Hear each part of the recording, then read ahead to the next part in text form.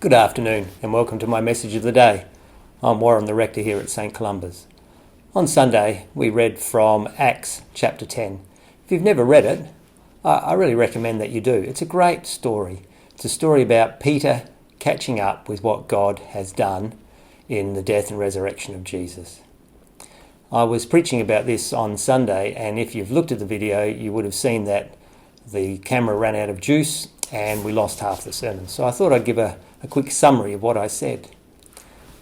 The point of the story is that Peter goes to a Gentile family, household, Roman to boot, and while he preaches the gospel to them, the Holy Spirit falls on them, and he then says, well, we might as well baptise them then, because by receiving the Holy Spirit, they are full members of the story.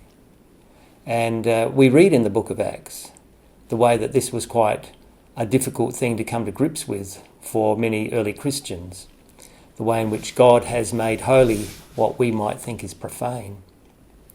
By being included into the story as full citizens, if you like, not the Gentiles aren't received into the church as second class. It's not a resentful sort of, well, you sit up the back sort of thing.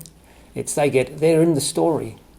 And in fact, that means that those who thought they understood the story before and would exclude those people, they have to change their view of the story. Their story is being expanded, reconstructed, etc.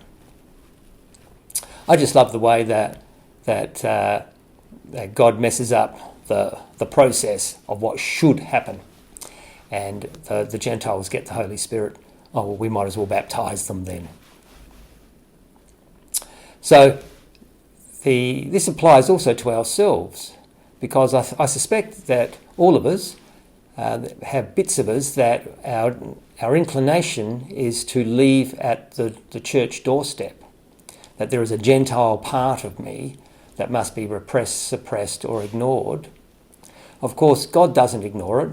God accepts us as we are. That's the good news.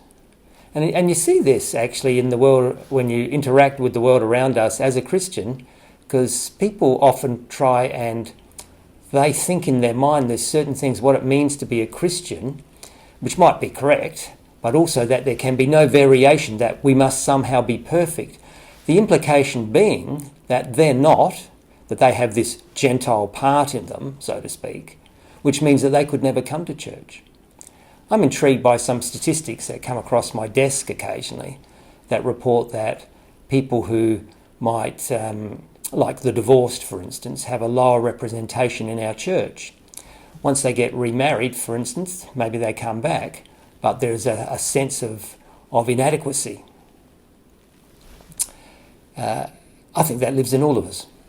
So the message from Acts chapter 10 applies both to us as a church and to the way we come to understand the gospel, but also how we apply that gospel to our own selves, to those parts that we like, dislike, or we think that God would dislike. Thanks for listening. Bye-bye.